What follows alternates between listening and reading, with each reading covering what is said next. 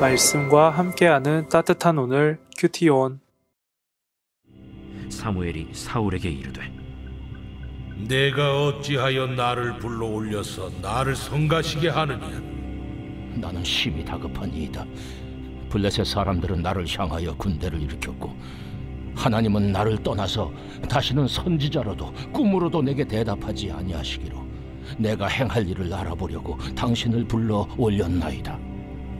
여호와께서 너를 떠나 내 대적이 되셨거늘 내가 어찌하여 내게 묻느냐?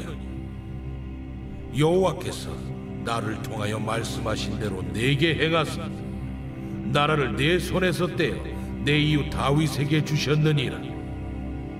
내가 여호와의 목소리를 순종하지 아니하고 그의 진노를 아말렉에게 쏟지 아니하였으므로 여호와께서 오늘 이 일을 내게 행하셨고 여호와께서 이스라엘을 너와 함께 블레셋 사람들의 손에 넘기시리니 내일 너와 네 아들들이 나와 함께 있으리라. 여호와께서 또 이스라엘 군대를 블레셋 사람들의 손에 넘기시리라.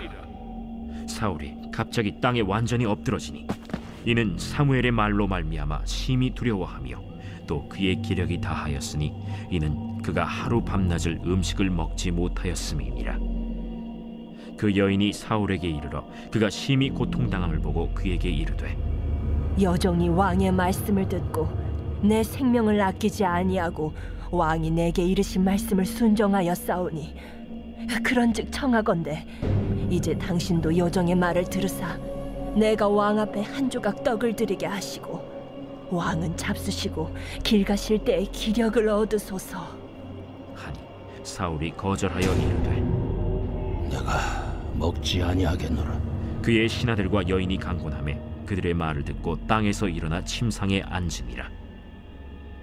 여인의 집에 살찐 송아지가 있으므로 그것을 급히 잡고 가루를 가져다가 뭉쳐 무교병을 만들고 구워서 사울 앞에와 그의 신하들 앞에 내놓으니 그들이 먹고 일어나서 그 밤에 가니라. 오늘의 큐티온을 기도함으로 시작하겠습니다. 기도하겠습니다.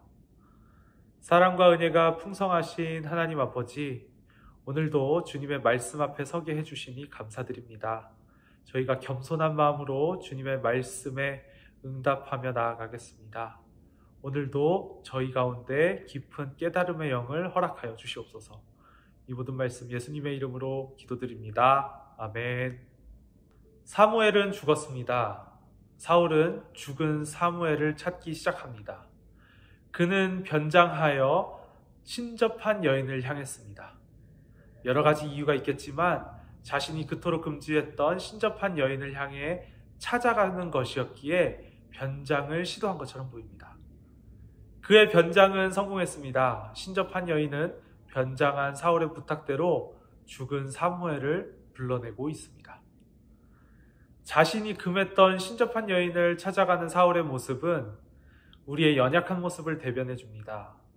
내 사전에 앞으로 무당이 이스라엘 땅을 밟는 일은 없다. 오로지 하나님만을 바라보겠노라 선포했지만 그 선포는 하나님의 침묵과 더불어 블레셋 군대가 자신을 집어삼킬 것만 같은 불안함에 쉽게 무너져 내립니다.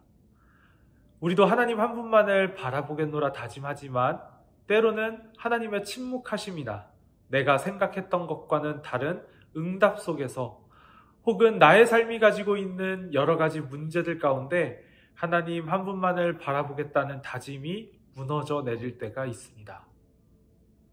그렇게 신접한 여인, 무당이 불러낸 바 누더기 옷을 입고 사무엘이 나타났습니다. 그는 정말 사무엘일까요? 죽은 사무엘이 신접한 여인을 통해 다시 사울에게 나타날 수 있었을까요? 성경의 여러 증언들을 통해서 우리는 사울 앞에 나타난 사무엘이 진짜 사무엘이 아닌 사무엘의 모습으로 변장한 귀신이라는 사실을 깨닫게 됩니다. 그동안 성경이 숱하게 증언한 바 죽은 사람의 영혼은 땅에서부터 올라오는 것이 아니고 하나님과 함께 있는 사무엘이 신접한 여인의 주술로 이 자리에 서게 된다는 것 또한 말도 안 되는 사실이기 때문입니다. 사울 앞에서 죽음을 이야기하며 겁을 주는 존재가 사무엘이 아닌 귀신, 사무엘이 아닌 악령이라는 사실을 우리가 깨닫게 될 때 보이는 것들이 있습니다. 사울이 거대한 블레셋 군대의 진군 앞에서 두려워 신접한 여인을 쫓는 것처럼 오늘날 많은 사람들이 불안한 마음에 그 두려움을 해소하고 싶어서 운세를 점치거나 무당을 찾거나 타로점을 보거나 각종 신점에 의존하는 것을 볼 수 있습니다. 그런데 그 결과가 과연 어떨까요? 사울을 보십시오. 사무엘의 행색을 한 귀신은 앞으로 사울에게 벌어질 모든 일들을 거론하며 사울에게 더욱더 불안함과 공포심을 심어 넣었습니다. 그로 인해 딱딱하게 굳어버린 사울은 식음을 전폐하는 데까지 이릅니다.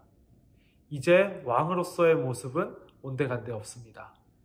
귀신에 사로잡혀 두려워하는 한 사람만이 있을 뿐입니다. 귀신이 하는 일은 예나 지금이나 똑같습니다. 사람을 두려움에 몰아넣습니다. 미래를 알려준다는 명목으로 공포감에 휩싸이게 합니다. 그 공포와 두려움을 벗어나기 위해서 무언가를 하라고 하며 사람을 더욱 딱딱하게 굳어버리게 만듭니다. 이것이 귀신이 하는 일들입니다. 21세기에 무슨 귀신 이야기인가 싶으시겠지만 성경에 기록된 바 귀신, 사탄, 마귀로 통칭되는 악한 영은 존재합니다.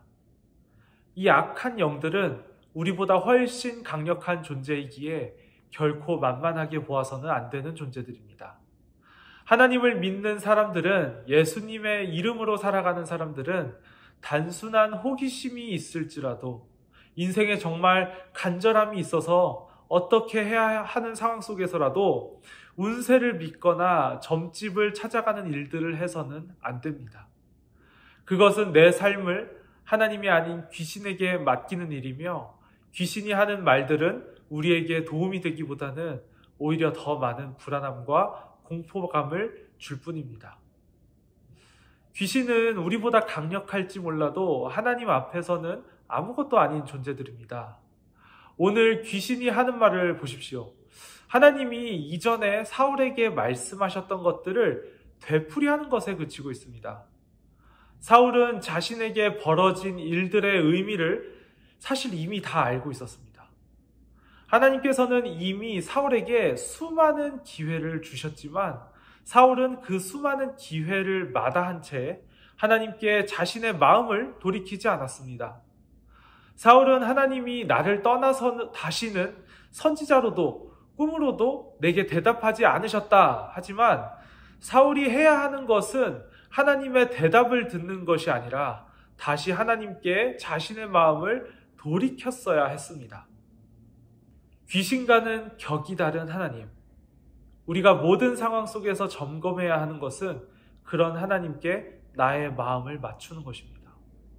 내 인생의 그 어떤 순간에도 맞닥뜨리는 그 모든 상황 속에서 귀신의 손을 잡을 생각일랑 말고 하나님께 마음을 맞추는 것이 우리에게 필요합니다. 그 어떠한 상황 속에서도 하나님이 우리를 사랑하심을, 우리의 기도와 우리의 회개를 기다리고 계심을 기억하면서 오늘 더욱 깊은 묵상과 기도의 자리로 나아갔으면 좋겠습니다. 오늘의 묵상 문장입니다. 그 어떠한 상황 속에서도 하나님께 마음을 맞추는 것이 우리에게 필요합니다. 함께 이 묵상 문장을 기억하시면서 기도의 자리로 나아가도록 하겠습니다. 기도하겠습니다.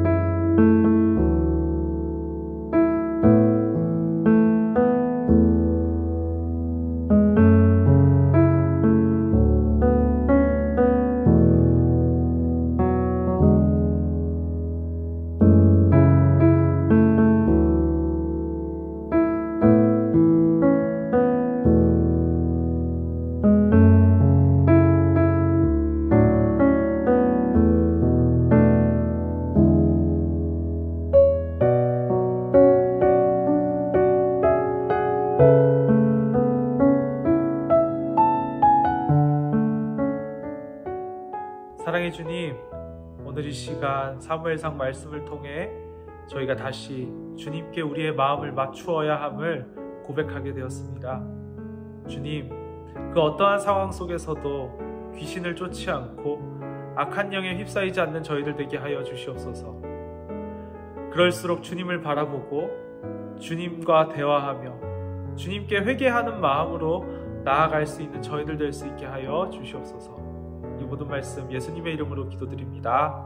아멘.